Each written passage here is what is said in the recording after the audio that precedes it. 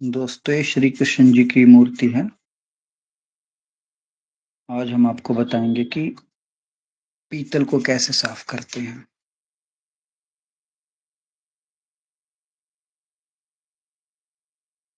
इसमें जो पानी है उसमें नमक और नींबू डाला हुआ है। ज़्यादा कुछ बड़ी चीज़ नहीं है।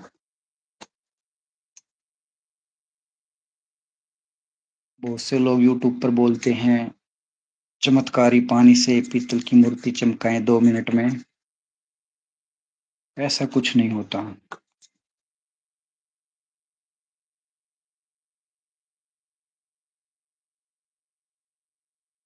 बस पानी सिंपल है जिसमें नमक और नींबू डाला हुआ है।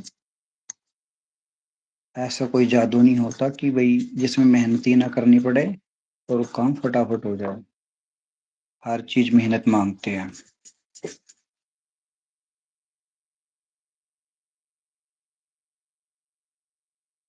आप देख सकते हैं ऊपर से जो हमारी जो मूर्ति है, जो पीतल है, वो काफ़ी ब्लैक पड़ी हुई है और नीचे से जो हम सफाई कर रहे हैं, वो काफ़ी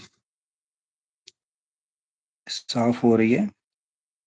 ऐसे ही धीरे-धीरे हम इसको पूरा साफ करेंगे।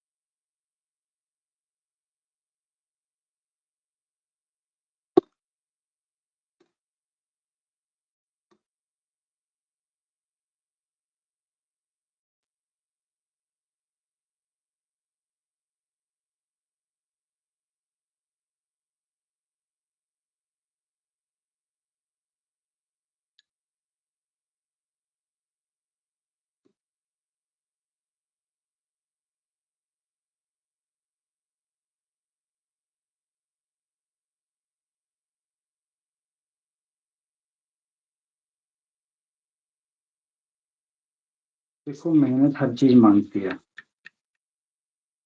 कोई भी काम पलक झपकते ही नहीं हो जाता।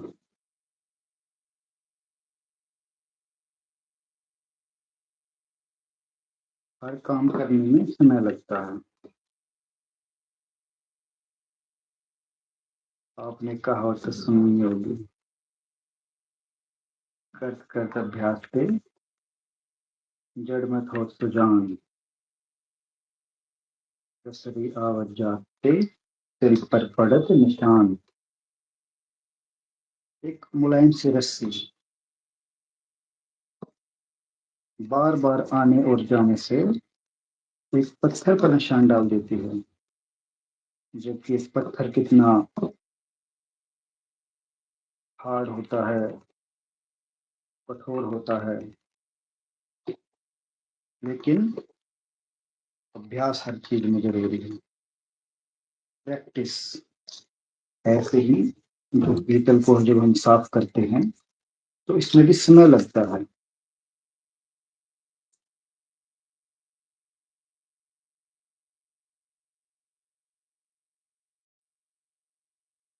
आप देख सकते हैं ऊपर से अभी भी डार्क है और नीचे हमारा पीतल बिल्कुल साफ और क्लीन होता दिखाई दे रहा है।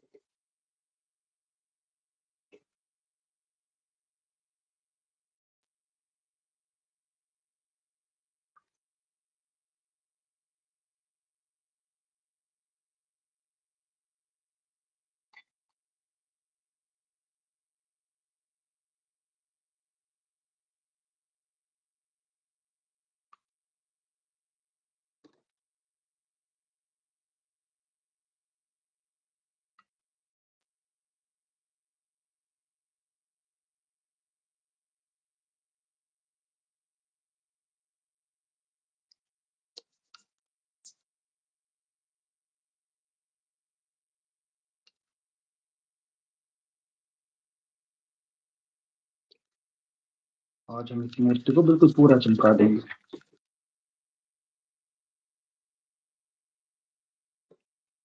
हमें हर चीज में लगता है दोस्तों, लेकिन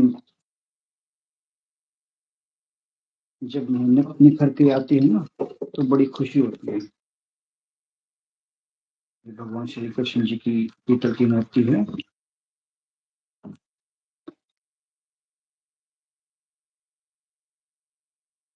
हमने सोचा क्यों ना आज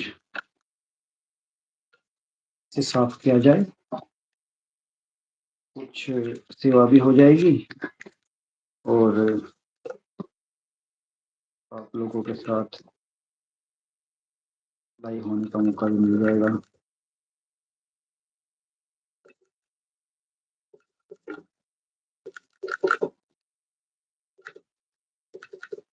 लोग यूट्यूब पर इस पानी को जादुई पानी बोलते हैं। ये जो पानी आप देख रहे हैं, ये जादुई पानी कह के यूट्यूब पर इसको, जादू नाम की कोई चीज नहीं होती। जादू है तो आपके घर में जो नींबू है और जो नमक है और पानी है, उन सबको मिला दो, इन तीनों का मिलन ही जादुई पानी है। नींबू काट करता है, नमक गंदगी को गला देता है, जिससे मूर्ति, इससे तांबा ही नहीं, पीतल ही नहीं, कई सारी धातुओं में भी पानी इस्तेमाल होता है सफाई करने में। आज आप लाइव देखो।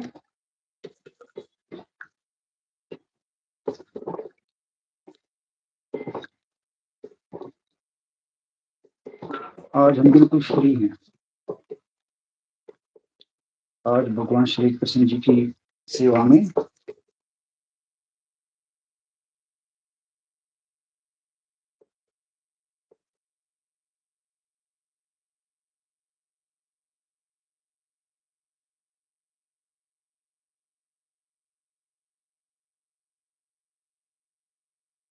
हमारी टेबल ज्यादा हिल रही है, लगता है कुछ लगाना पड़ेगा, कागज लगाना पड़ेगा शायद। मैं मंगवाता हूँ ताकि शोर ज्यादा ना आए।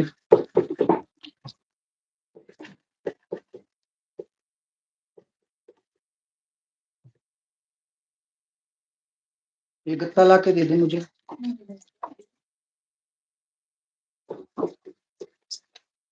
ये देखो दोस्तों, कितनी साफ नीचे से हो गई है, बिल्कुल सोने की तरह है।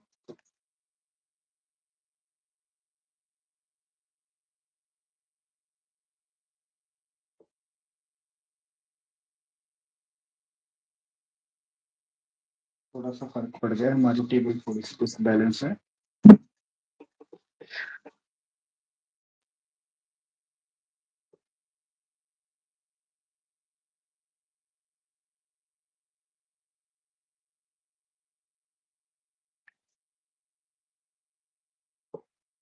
हम अपने चैनल पर भागवत कथा भी चलाया करेंगे, आप लोग सब्सक्राइब कर लें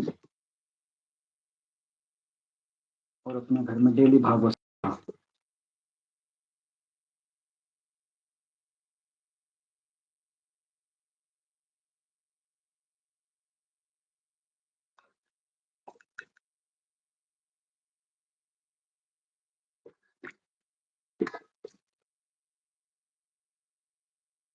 आप लोग वीडियो देख तो रहे ही हैं, साथ साथ राधा नाम जप भी कर लो, कुछ जीवन का उद्धार भी हो जाएगा। क्यों अपने जीवन को व्यर्थ करवाते हो?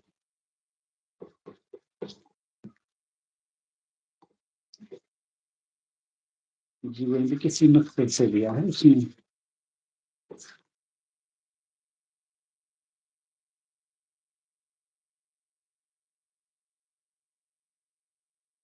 ये देखो, ऊपर में और नीचे में डिफरेंस देखो, यहाँ से बिल्कुल साफ हो गया है और ऊपर का हिस्सा अभी भी काला है। तुम धीरे धीरे आगे बढ़ रहे हैं तो बिल्कुल सोने जैसा चमका देंगे।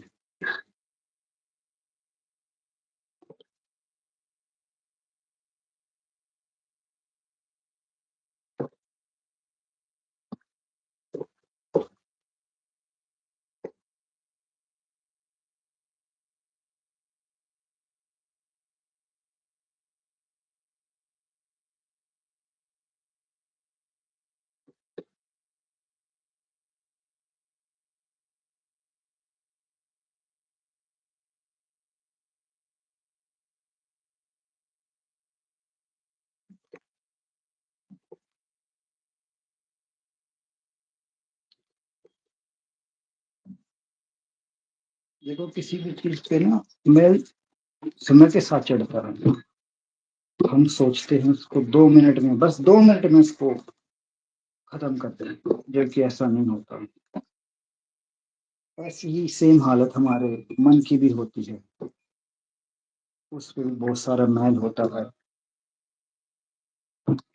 जब हम भक्ति करते हैं तो उसको भी साफ करने में समय लगता है। तो ऐसे ही ये मैल है।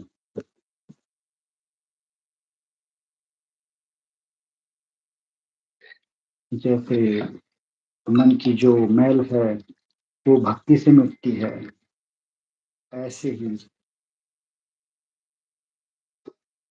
जो पीतल की जो मैल है वो इस पानी से मिटेगी।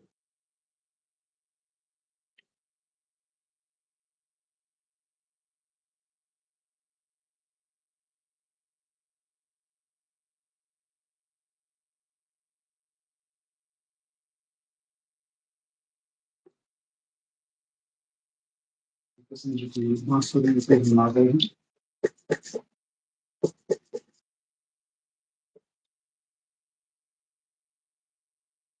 अगर हम पीतल को टाइम टू टाइम साफ करें तो इतना मैल उस पे नहीं चढ़ता।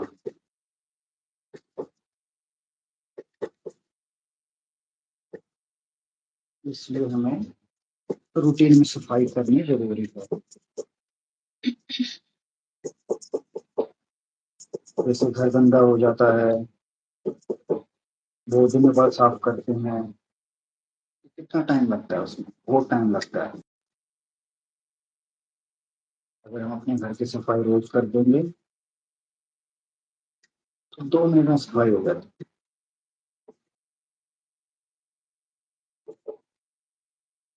ऐसे ही हमें अपने घर में जो मूर्तियां रखी हैं पीतल की, उनको वीकली साफ करना जरूरी है।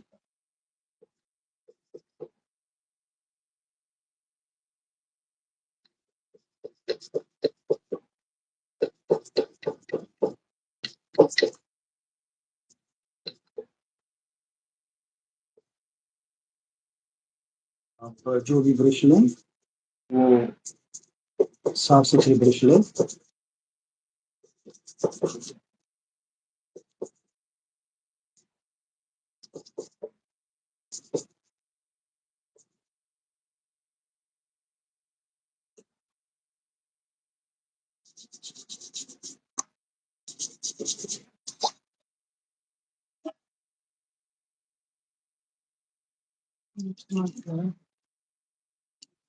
सोचने में थोड़ा सा समय लगेगा क्योंकि ऊपर लोग फेक दिखाते हैं।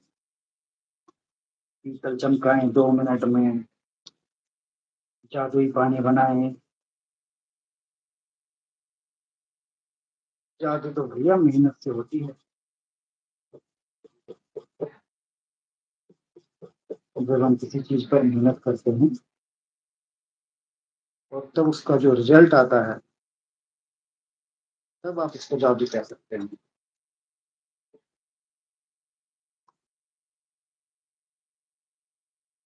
आज हम बिल्कुल फ्री हैं। भगवान श्री कृष्ण जी के लिए सब्सक्राइब कर लें, क्योंकि इसमें आपका ही फायदा होने वाला है।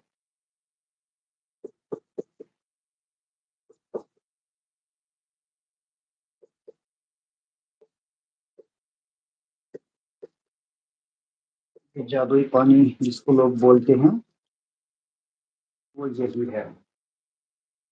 नींबू का रस डालो, नमक डालो, कोई फर्क नहीं कितनी मात्रा में डाला जाता है। नमक थोड़ा ज्यादा डाल सकते हैं क्योंकि नमक मैल को काटता है।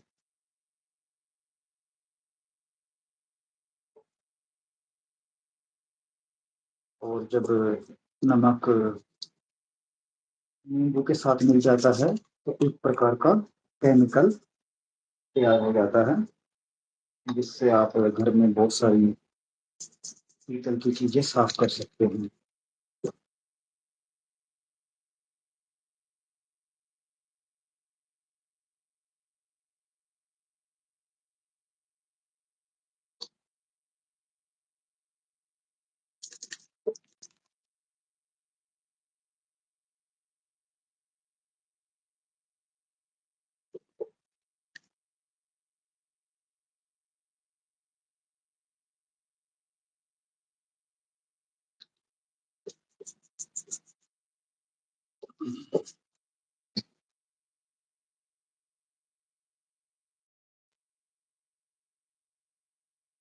इस वीडियो के माध्यम से आपको पता लग रहा होगा कि कितनी मेहनत करनी पड़ती है, लेकिन जब मेहनत का रिजल्ट सामने आएगा ना,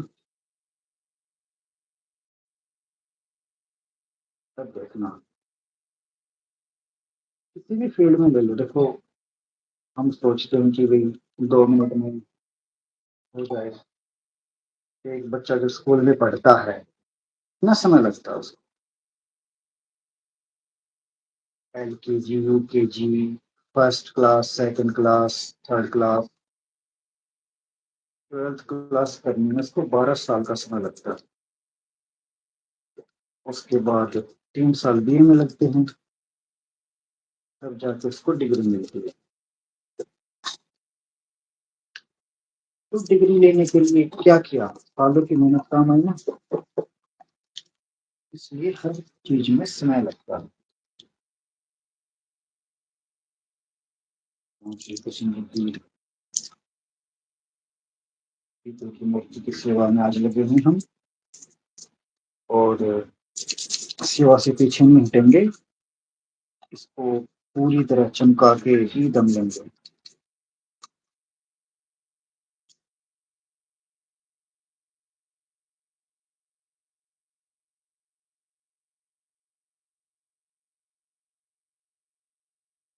आजकल AI का जमाना है, लोग सब सच मान लेते हैं, लेकिन सच वही होता है जो सामने होता है। और सच यही है,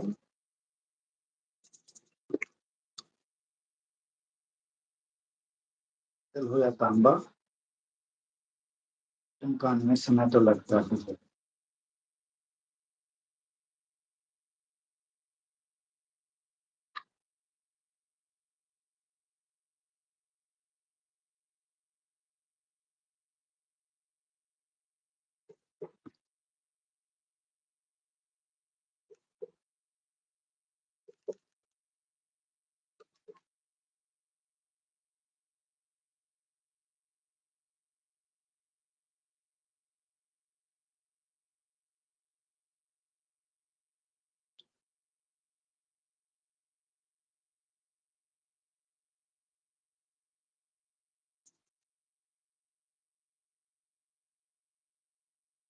ये जो धातु होती है ना, ये मशीन के साथ ऐसा होता है कि इसका रंग बदल जाता है।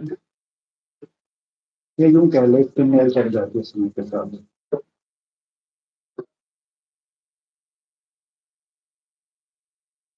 इतना लंबा समय हम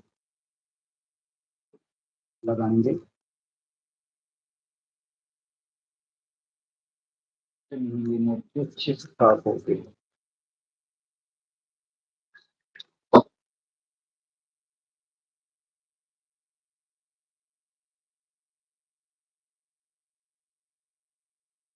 पहले से काफी साफ हो गया है।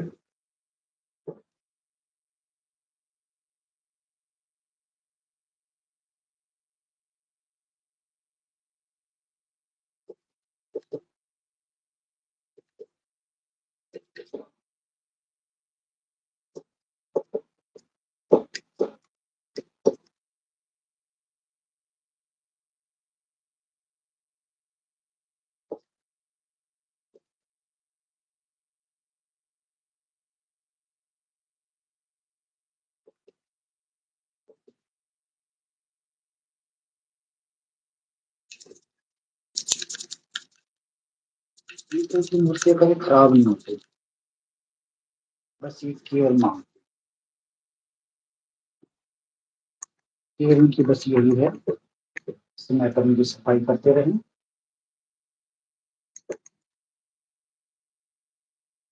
ये जो मेरे पास मूर्ति रखी है, ये लगभग 1 साल से साफ नहीं हुई है। इसलिए आपको बस ये समझाने के लिए हमने ये वीडियो बना रहे हैं कि भाई हमें जो हमारे जो घर में पीतल की मूर्तियां हैं, उनको टाइमली साफ करें ताकि समय ना लगे।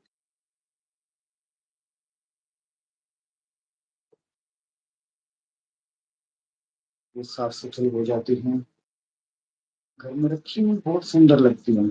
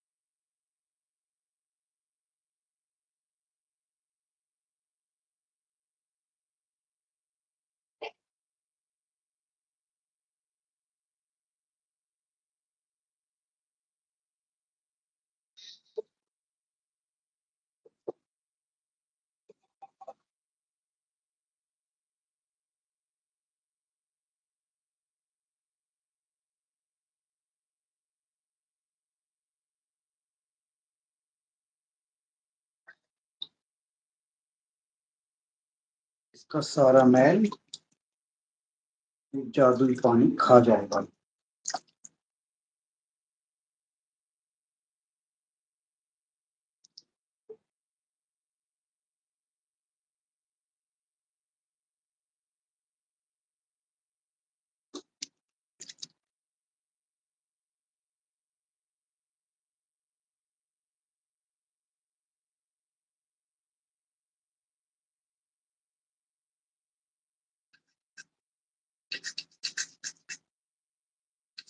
हमेशा अपनी मेहनत पे भरोसा रखो कि हम कर सकते हैं, हम कर लेंगे। कोई काम कहने मात्र से नहीं होता, उसमें समय लगाना पड़ता है।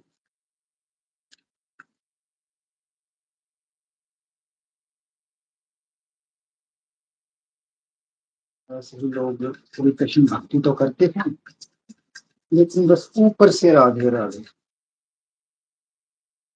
अंदर से वही काला मन। अपने मन को साफ करो। मन को साफ करने की युक्ति सिमरन है।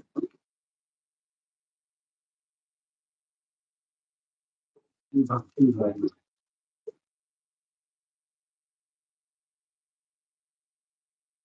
भगवान की भक्ति करने के लिए पर्टिकुलर कोई एक नाम की जरूरत नहीं होती, किसी भी नाम से इसको पुकार सकते हैं। तो जिस भी नाम से पुकारोगे वो सुनता है।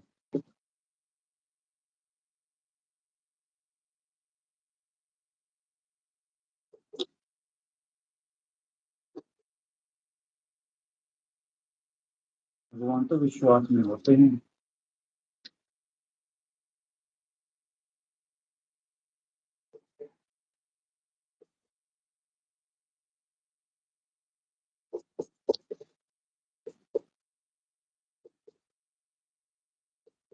जब हम गाड़ी सीखते हैं तो हमें विश्वास रखना पड़ता है कि हम गाड़ी सीख जाएंगे।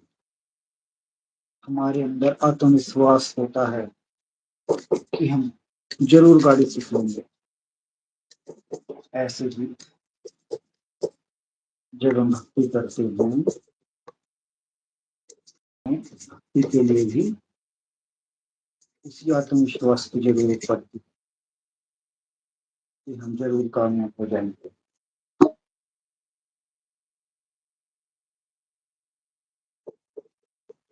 कहने मात्र से कुछ नहीं है।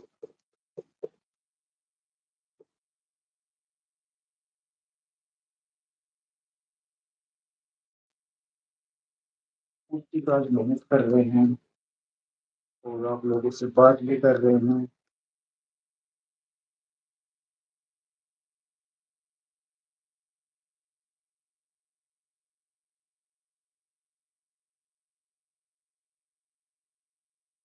इंसान हर वक्त कुछ न कुछ सीखता रहता है।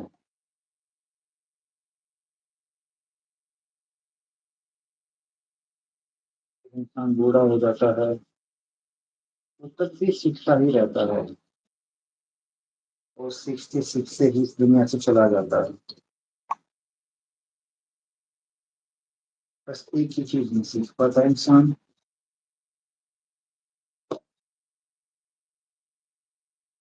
भक्ति। भक्ति को सीखने के लिए पूरा जीवन लग जाता है। ये कुछ नहीं है, भक्ति एक मन की अवस्था है तो सबके अंदर वही मन, आपके अंदर भी वही मन है, मेरे अंदर भी वही मन है, लेकिन इसको सीखने में पूरा जीवन लग जाता है।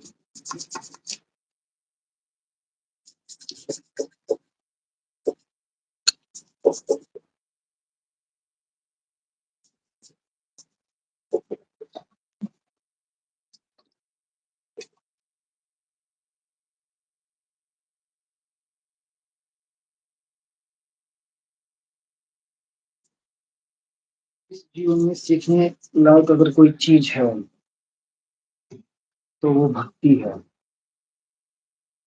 वो भक्ति सीखी नहीं जा सकती,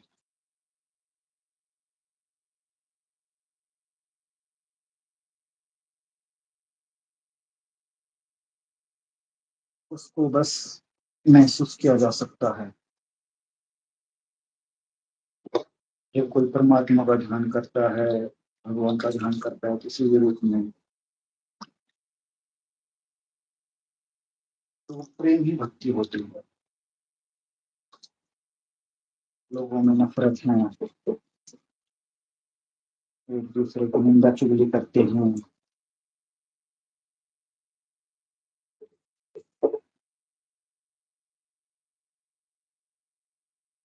एक कहावत है, जैसा खावे अन्न वैसा होवे मन। ऐसे ही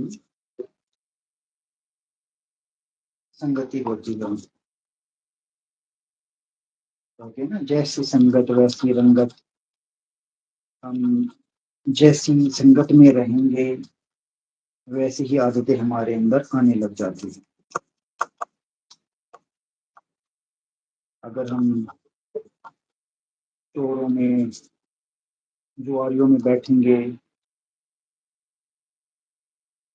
तो हमारी आदत भी वही धीरे धीरे होने लग जाएगी। अगर हम जो भगवान के प्रेमी हैं, जो साधु महात्मा हैं, उनके साथ बैठेंगे तो हमारा ध्यान तो उनकी तरफ ही जाएगा।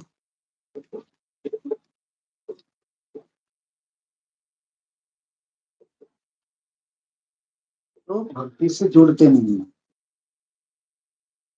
कुछ लोग आते हैं, वीडियो देखते हैं, चले जाते हैं। कारण क्या है इसका? इसका कारण यही है, लोगों का भक्ति में इंटरेस्ट नहीं है।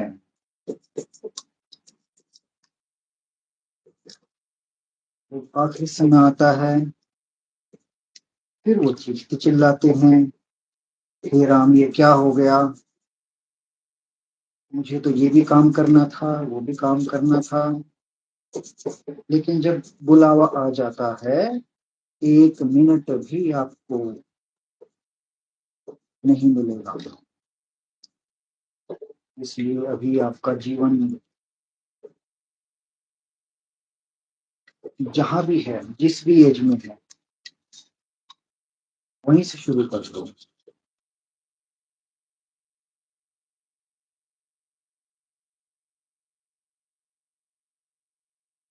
कि एक मन की अवस्था है और वो अवस्था आपको परमात्मा से प्रेम करके ही प्राप्त होगी। मीराबाई जी थी, उनको कहा गया श्री कृष्ण की सबसे बड़ी भक्त। कैसे?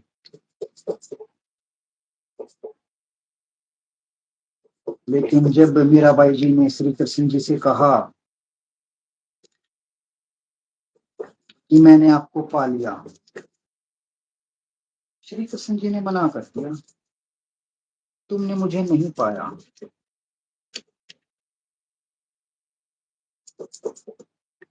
फिर उसने क्या किया?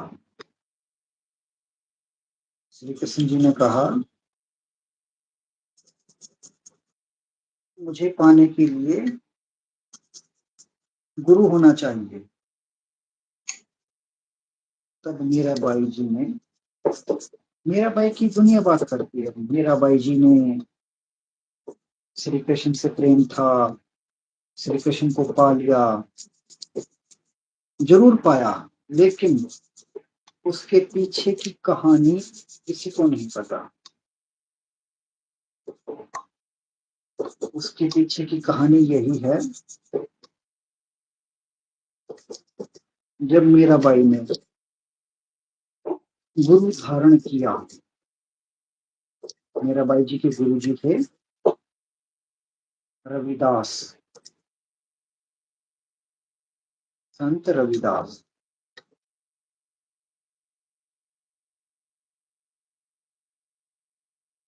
उन्होंने अपना गुरु संत रविदास जी को बनाया। कहते हैं ना, गुरु बिना तो ज्ञान भी नहीं है। जब एक छोटा बच्चा किसी परिवार में जन्म लेता है, तो उसके गुरु कौन होते हैं? वो अपने आप से कुछ नहीं कर सकता, चल नहीं सकता, बोल नहीं सकता, वो पूरी तरह से डिपेंड होता है। तो उस वक्त उस गुरु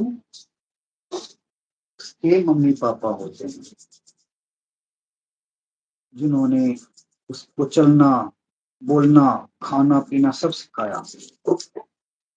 तो यहाँ पर हमें ये जो भक्ति का मार्ग है, हम सोचते हैं कि हम खुद कर लेंगे, नहीं कर पाएंगे। गुरु जरूरी है, गुरु बिन ज्ञान नहीं।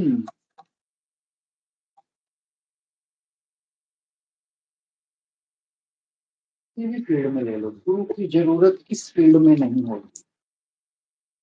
हर फील्ड में गुरु की जरूरत होती है, चाहे वो कोई भी विषय हो। हर विषय में गुरु की जरूरत होती है। बचपन में माता पिता गुरु होते हैं, स्कूल में शिक्षक गुरु होते हैं, कॉलेज में भी हमारे गुरु होते हैं, जो हमें सिखाते हैं, शिक्षा देते हैं।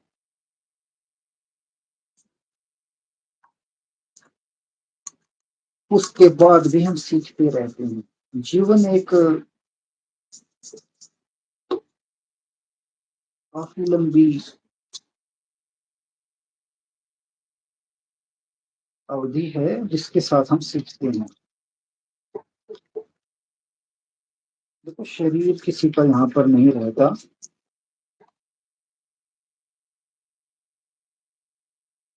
कोई 20 साल में चला जाता है, कोई 30 साल में चला जाता है, कोई 80 90 100 साल तक भी जी जाता है, लेकिन जाता जरूर है।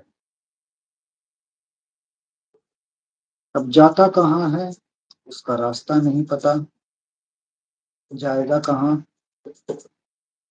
तो हमें गुरु ऐसा धारण करना है जिसको यहाँ भेजने का भी भेद पता हो, और मरने के बाद का भी भेद पता हो कि हमें कहाँ जाना है। वही असली गुरु है। दुनिया भ्रमों में जीती है,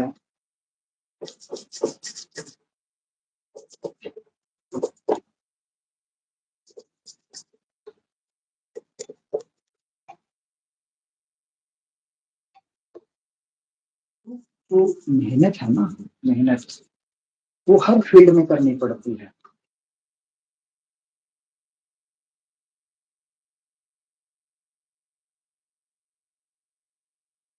चाहे वो कोई भी विषय हो। पढ़ाई करने में 12वीं करोगे तो 12 साल लगेंगे, बल्कि ज़्यादा ही, क्योंकि एलकेजी यूकेजी भी जुड़ गई है आजकल तो। पहले ज़माने में ये नहीं होता था। लोग भक्ति तो करते हैं, लेकिन अनेकता की, एक प्रभु में विश्वास नहीं करते। प्रभु कौन है? प्रभु कोई शरीर नहीं है। प्रभु एक अलौकिक ताकत है जो इन खंडों ब्रह्मांडों से परे है।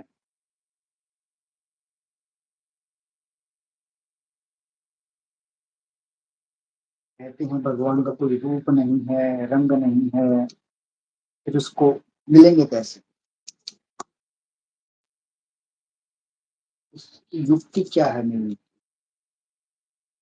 उसकी युक्ति गुरु है। गुरु के माध्यम से ही वो मिलता है। तो श्री कृष्ण जी को कहते हैं, क्या श्री कृष्ण जी ने गुरु धारण नहीं किया था? श्री कृष्ण जी ने भी खुद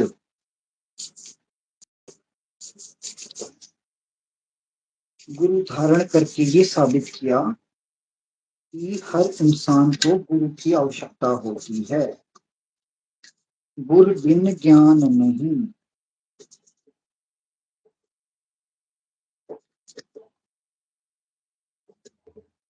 श्री कृष्ण जी को एक साधारण इंसान समझने लगते हैं लोग। वो दिखेगा तो एक स्पिरिचुअल वे में दिखेगा। वो शरीर नहीं है, वो एक ताकत है, एक स्पिरिचुअल ताकत, जिसको महसूस किया जा सकता है। जब हम भक्ति करते हैं,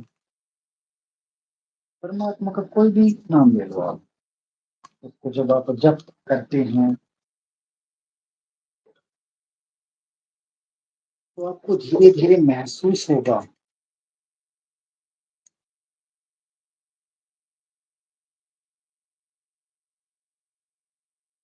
भक्ति महसूस करने की चीज है। परमात्मा का बस आभास हो सकता है। ये आंखें तो उसको देख तक नहीं सकती। आज हम श्री कृष्ण जी की इस मूर्ति को साफ करने के जरिए एक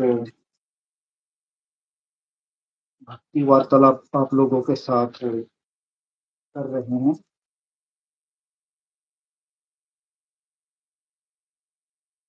इसको साफ करने का मकसद बस यही है कि देखो किसी भी कार्य में कितना समय लगता है। जब हम अपने मन को साफ करने की कोशिश करते हैं, सरोवरों में जाते हैं, कोई हरिद्वार नहाता है, कोई किसी सरोवर में नहाता है, सोचते हैं कि हमारे पाप कट गए, जबकि ऐसा कुछ नहीं होता। किसी भी प्रकार का पानी है तो सिर्फ शरीर की मैल को काट सकता है। ऐसे ही अगर आपको अपने मन को शुद्ध करना है तो आपको उस एक परमात्मा की भक्ति में लगना होगा।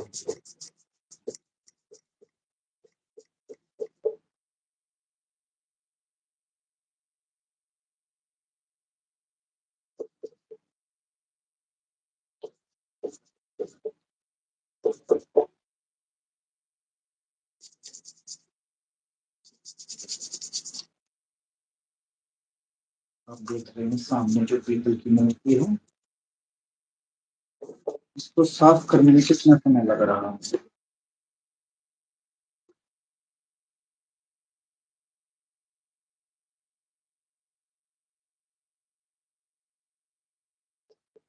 बहुत से लोग कहते हैं इतनी मेहनत करने की जरूरत क्या है।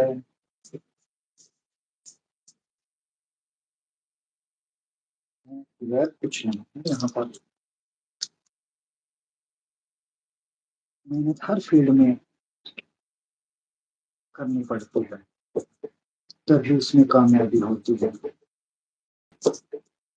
हम पूरा दिन काम करते हैं, घर पे काम करते हैं, बाहर पे काम करते हैं, यार दोस्तों के साथ घूमते हैं, लेकिन कितनी देर, अपने मन से पूछिए, आप कितनी देर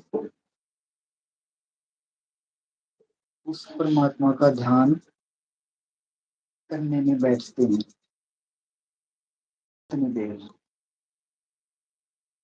जवाब आपका मन खुद ही दे देगा। सारा खेल ही मन का है। लोग कहते हैं जी मन में नहीं लगता, मन ही तो असली चालबाज है जो हमें भक्ति नहीं करने देता। श्री कृष्ण जी ये नहीं कहते परिक्रमा मार्ग में आप तरह तरह के कष्ट झेलो,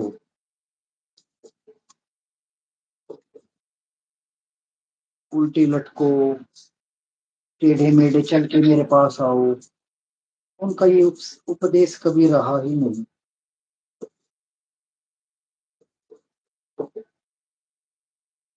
उन्होंने ये कभी नहीं कहा, ना वो कभी ये चाहते कोई इंसान दुखी हो। वो बस भक्ति चाहते हैं तो अपने मन को साफ करो और अंदर से साफ करो।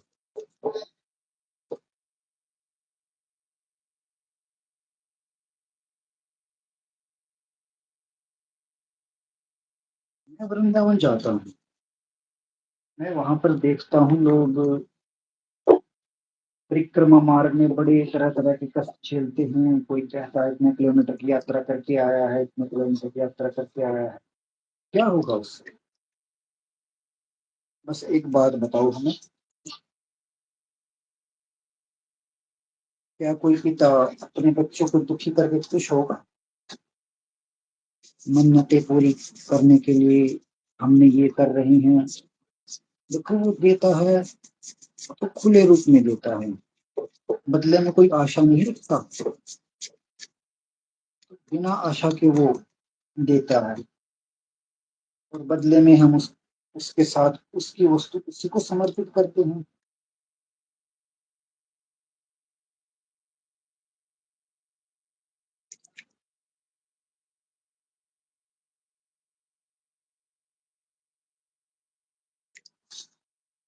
इसमें सब कुछ दे रखा है, उसी को वापस करेंगे तो क्या मिलेगा?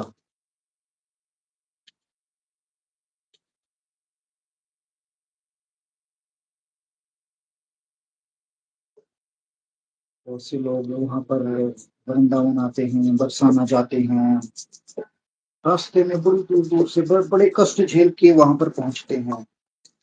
मेरी ये मन्नत पूरी हो जाए, मैं ये करूंगा, मेरी मन्नत पूरी हो जाए, मैं वो करूंगा। श्री कृष्ण जी का ये उपदेश कभी नहीं रहा कि भाई तुम ऐसे मांग के तुम्हारी इच्छाएं पूरी करके और तुम ऐसे परेशान होके मेरे पास आओ। नहीं, उन्होंने सिर्फ भक्ति का मार्ग दिया। भक्ति करनी है, ना कि अपने शरीर को दुख देना है। वो कहते हैं ना, बिन मांगे सब मिले, मांगे मिले ना भीख। जब हम श्री कृष्ण जी की सच्ची भक्ति में लगेंगे, कुछ मांगने की जरूरत ही नहीं पड़ेगी।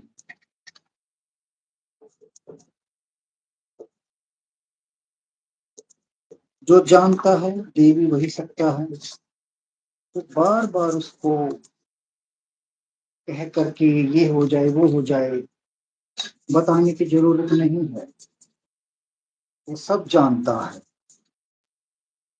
कब देना है, कैसे देना है, कितना देना है। भिखारियों की तरह मांगते रहेंगे, मुझे ये मिल जाए, ये पूरा हो जाए। कोई चीज पूरी किस लिए नहीं होती? क्योंकि वो बेहतर जानता है, अगर पूरी हो गई तो परेशानी हो जाएगी। किसको होगी परेशानी? परेशानी हमें होगी।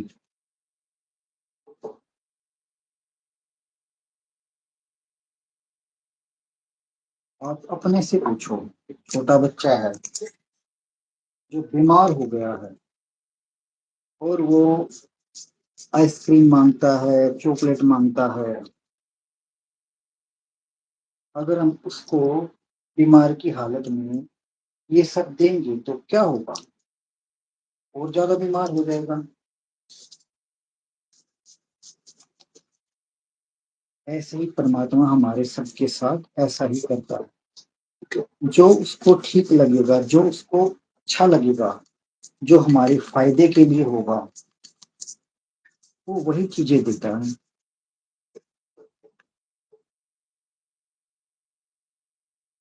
लोग करते हैं, मूर्ति पूजा करते हैं। श्री कृष्ण जी ने कभी नहीं कहा कि मेरी मूर्ति की पूजा करो। उसने भक्ति का मार्ग देना है। अपने अंतर में जुड़ो, भक्ति करनी है तो अंदर से करो। जो कुछ मिलेगा आपको आपके सिमरन से मिलेगा, उसके ध्यान में बैठोगे उससे मिलेगा। तो मूर्ति पूजा एक शुरुआत हो सकती है, सार नहीं है। सार वस्तु आपके अंदर है।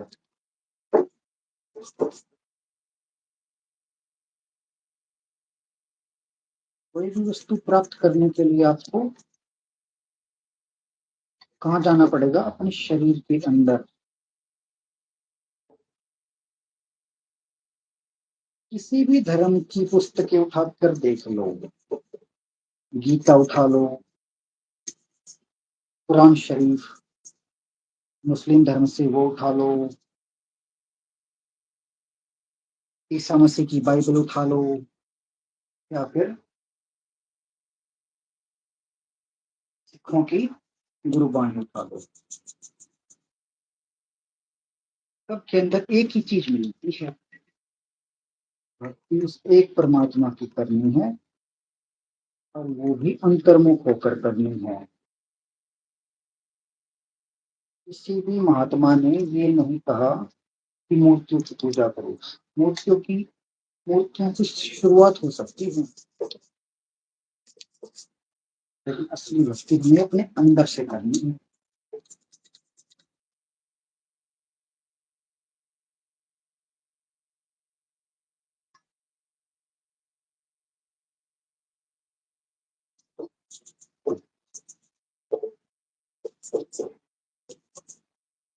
किसी भी महात्मा को ले लो, जब भी ध्यान करते हैं आंख बंद करके करते हैं। आंख बंद करने का मतलब है कि वो परमात्मा हमारे अंदर है, बाहर तो है ही नहीं। कहीं पर भी जाते हैं, बस तो पूजा करना बुरा नहीं है, ये शुरुआत है। और पूरी जिंदगी शुरुआत में ही आप निकाल दोगे तो फिर भक्ति नहीं होगी। भक्ति करने के लिए आपको बैठना पड़ेगा, उसके ध्यान में लीन होना पड़ेगा, उसका नाम जप करना पड़ेगा।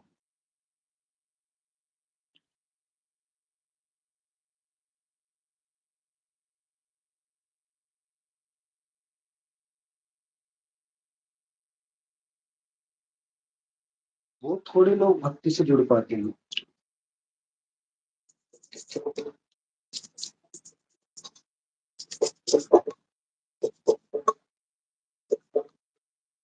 जैसे पीतल की मूर्ति को, श्री कृष्ण जी की पीतल की मूर्ति को साफ करने का मकसद आपसे एक आध्यात्मिक वार्तालाप है, इसका मिशन, ताकि आप लोग जुड़े रहें और भक्ति होती क्या है उसको जान लो।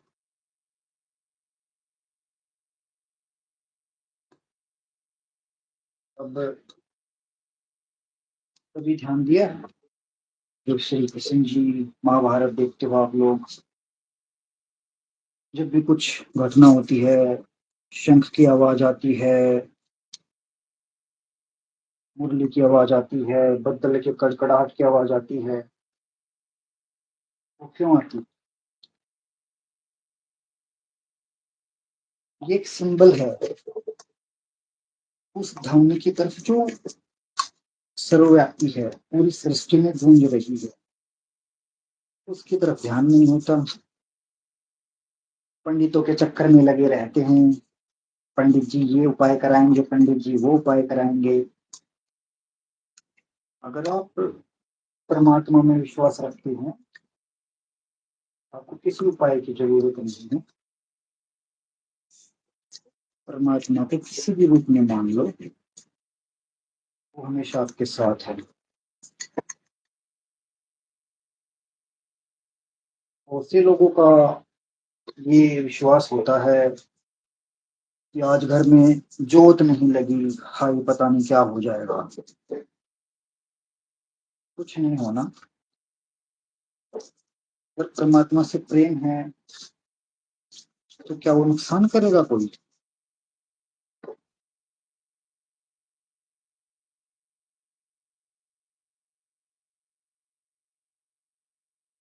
कि हमें अपने मन से करने हैं। देखा देखी में लगे हैं, उसने ऐसा कर दिया हम भी ऐसा ही करेंगे।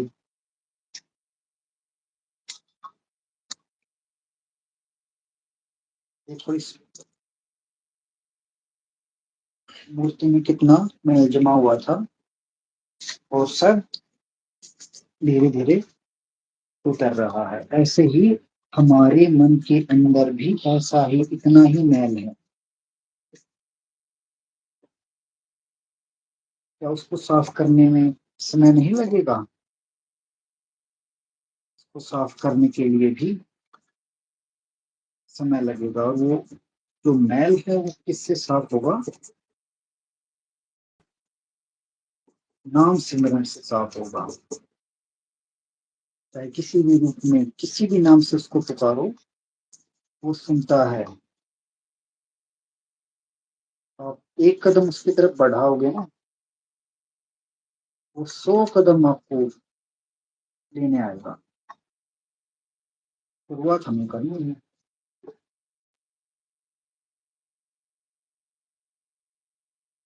कभी भी ये नहीं करना कि हमें अपने शरीर को दुख देके उसको खुश कर सकते हैं। नहीं, हम उसको खुश करने के लिए उसके नाम का सिमरन कर सकते हैं। ना कि लंबे लंबे लेट के परिक्रमा मार्ग में चले। उसने देना है वो दे देता है। वो कभी भी अपने बच्चों को ये नहीं कहेगा कि तुम परेशान हो, तकलीफ में रहो। एक बच्चा परेशान होता है तो क्या पिता खुश होता है? ऐसे ही जब हम लंबे लंबे लेट के दुखी होके वृंदावन बरसाना पहुंचते हैं अपनी मन्नतें पूरी होने के बाद, तो सबसे ज्यादा दुख होता है उसको। उसने देना है तो दे दिया, वो बदले में कोई कीमत नहीं मांगता कि मैंने आपको ये दिया है तो आप इसको ऐसे चुकाओ। नहीं।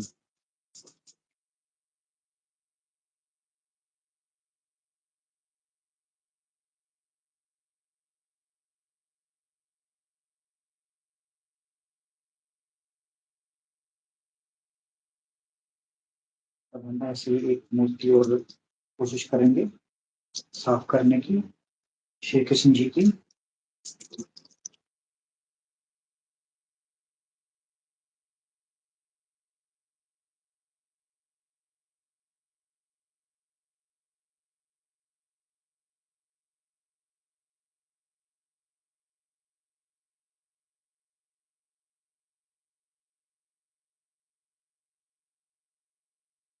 देखते हैं, शायद हम कल भी आपके साथ लाइव आए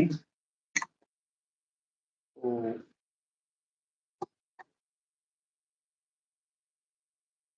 लगभग में 1 घंटा हो गया आप लोगों के साथ बात करते हुए।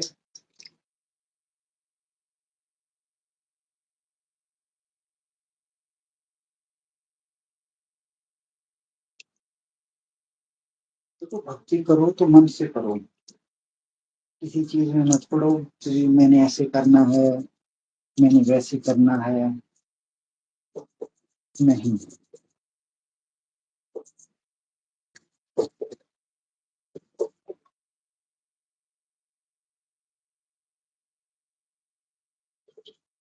परमात्मा को याद करने के लिए कोई कोई समय नहीं होता।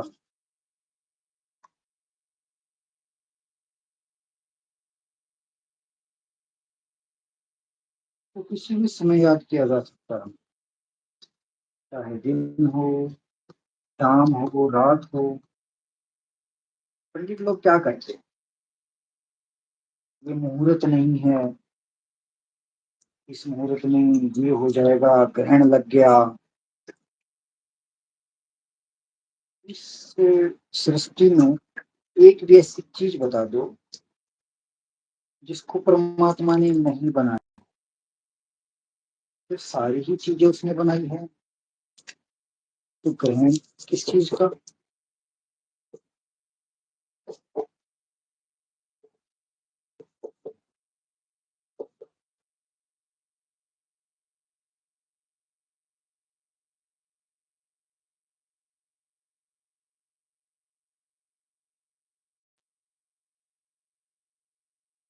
हम वीडियो को यहीं पर बंद करते हैं। पीतल की मूर्ति साफ हो गई है हमारी, और इसको साफ करने का मकसद आप लोगों को अपने मन के मैल को साफ करने का ज्ञान देना था। जैसे इसमें समय लगा साफ करने में, ऐसे ही हमें अपने मन को साफ करने में समय लगेगा। और हमारा मन कैसे साफ होगा? वो नाम भक्ति से होगा। तो आप लोग भी नाम भक्ति से जुड़े और उस परमात्मा का साक्षात्कार अपने अंदर ही करें।